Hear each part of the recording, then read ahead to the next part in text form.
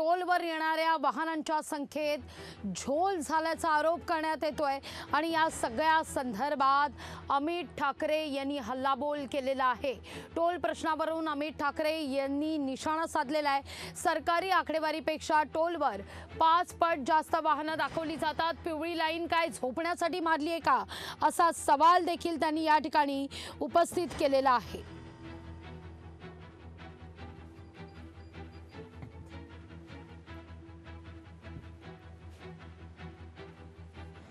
मी तो आकडा नाही सांगणार, पण सरकारने जो तुम्हाला आकडा दिलाय त्याच्या 5 पट गाड्या प्रत्येक टोल नाक्यावरनं जातात। तो साहेब जाहीर करतीलच, त्यांच्याकडे तो आकडा आलाय, पण 5 पट गाड्या येतात तिकडे। त्याच्यामुळे जे तुम्हाला आकडेवारी मिळते ती खोटी आहे। जे पैसे जमा होत आहेत हे सांगतात हे खोटे आहेत।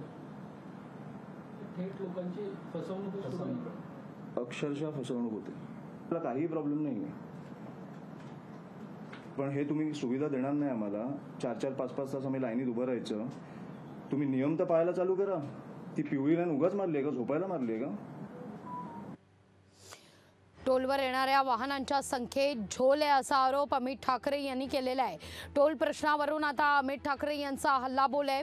काल वाशी टोल नाक्यावर राज ठाकरेंनी जे काही कर्मचाऱ्याला खडेबोल सुनावलेले आहेत त्यानंतर हा सगळा प्रकार आता समोर आलेला आहे। पिवळी लाईन काही झोपण्यासाठी आखली आहे का असा सवाल सुद्धा अमित ठाकरे यांनी उपस्थित केलेला आहे। खरं तर 3-3, 4-4 तास या सगळ्या ट्रॅफिकमध्ये थांबावं लागतं, पण इतरही अनेक वाहनं त्या ठिकाणावरून पुढे मार्गस्थ होत असतात ज्याची नोंदच नसते।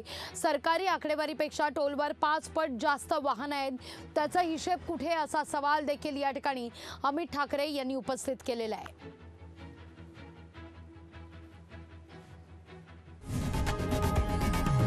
लोकशाही मराठी ऐका, पहा, जागरूक रहा।